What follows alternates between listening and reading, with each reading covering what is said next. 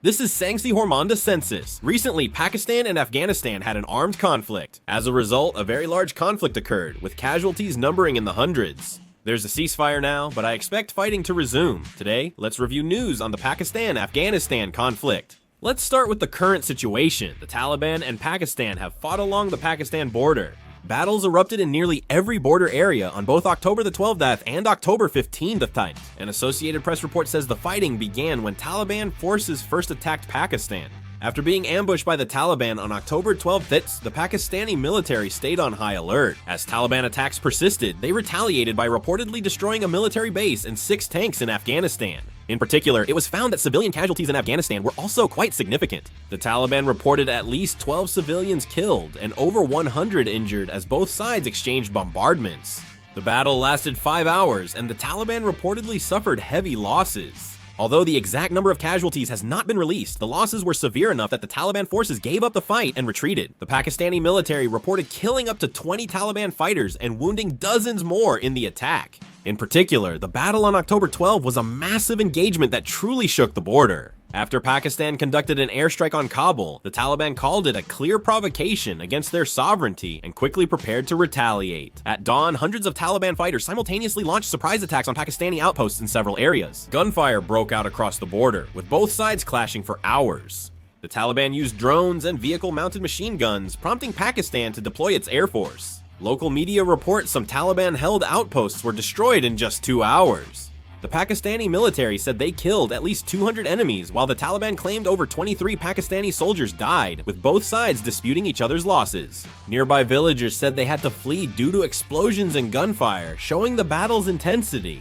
Clashes during this period were far more intense and severe than earlier border conflicts between Pakistan and India. Military experts assessed that it was at a level just short of a full-scale war. A ceasefire was barely in place when Saudi Arabia and Qatar intervened, but gunfire resumed just 4 days later. The Pakistani Ministry of Foreign Affairs said a 48-hour ceasefire would begin at 6 p.m. on October 15, though the situation was unstable until then. The Pakistani Air Force conducted precision strikes near Kabul, Afghanistan, killing at least 5 and injuring 35. In particular, reports that a Taliban government official was killed in the airstrike caused emotions on both sides to spiral out of control. The Taliban threatened swift retaliation if Pakistan attacked under the guise of peace, while Pakistan said it had destroyed terrorist bases to justify its actions. When Taliban spokesperson Zabiullah Mujahid claimed on social media that Pakistan forced the ceasefire, local media tension increased. Though the gunfire paused, the ceasefire was an uneasy, untrusted peace. On the surface, the conflict between the Taliban and Pakistan seems to have paused for now, but underneath, it's in a state that could erupt again at any moment. Despite the declared ceasefire, both sides are just buying time in an atmosphere of distrust. Pakistan believes the Taliban are allowing or postponing action against Tehrik-i-Taliban Pakistan forces, not controlling them, while the Taliban accuse Pakistan of violating their sovereignty by crossing into their territory. Both countries claim they want to ease tensions, but they're actually redeploying troops and boosting Air Force reconnaissance along the border, signaling preparations for another clash. In particular, within Pakistan, there is growing public opinion that this time they must see things through to the end, and within the Taliban, hardliners are raising their voices, insisting that they should no longer yield to Pakistan's pressure. Here, the 48-hour ceasefire just feels like the calm before the storm. Despite ongoing diplomatic efforts, many think the divide is too deep for a lasting resolution.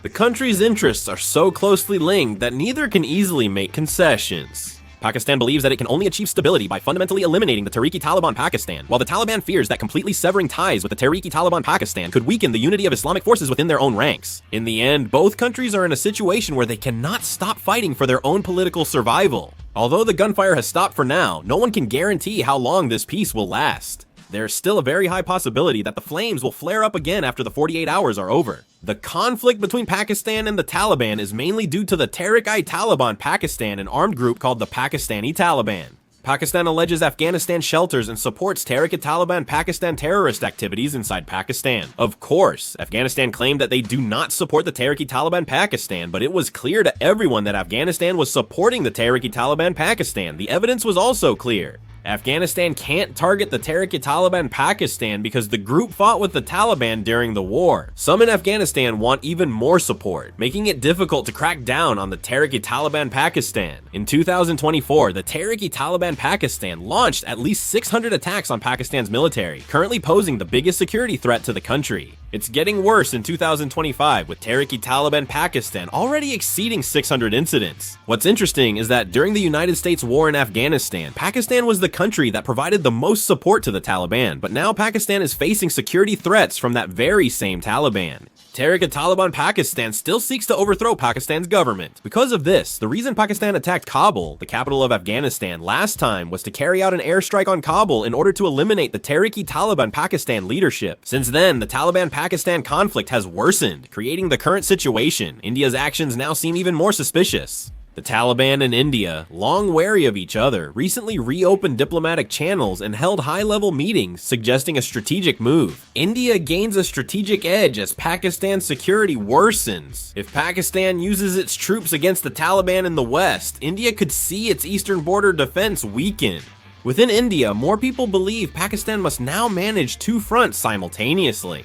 What's even more interesting is that the Taliban launched a surprise attack on Pakistan the very weekend after finishing diplomatic talks with India. The timing was just too perfect. It was almost as if some kind of signal had been exchanged in advance. The Taliban says the decision was independent, but insiders speculate there may have been some cooperation with India, possibly involving economic aid and diplomatic recognition. What if India officially recognizes the Taliban? This isn't just a diplomatic issue. For Pakistan, it's a major security threat, and India is aware. The Indian Ministry of Foreign Affairs is boosting economic ties with the Taliban while framing it as regional stabilization diplomacy to the world. Many analysts think there's a clear effort to diplomatically isolate Pakistan behind the scenes. Ultimately, India's diplomacy and the Taliban's ambitions are closely linked amid this conflict. If this conflict resumes, its impact will extend beyond the borders. The current situation is not just an armed clash between two countries, but more like a ticking time bomb that could shake the security balance of all of Asia. China has already established economic interests with the Taliban government through water resource development rights in Afghanistan and the Belt and Road Initiative, while Russia is also quietly strengthening its ties with the Taliban under the pretext of maintaining stability in Central Asia.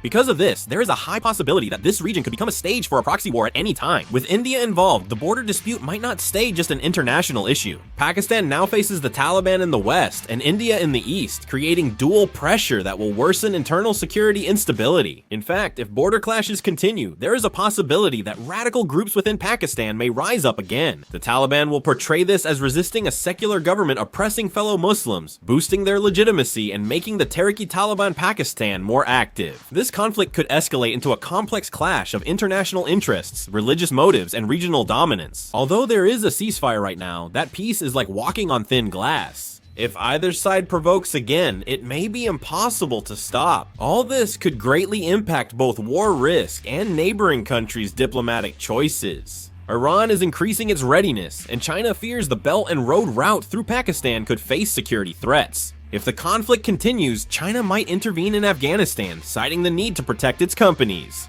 In the end, the situation in this region is turning into a matter of who intervenes first, and once it ignites, the possibility of an international chain reaction increases. Given the current situation, there is a strong possibility that additional conflicts may break out in Pakistan and Afghanistan. If there is any further news or if a war breaks out, I will quickly produce a video and upload it. What do you think about the current situation? Please let me know in the comments. That's all for this video. Thank you.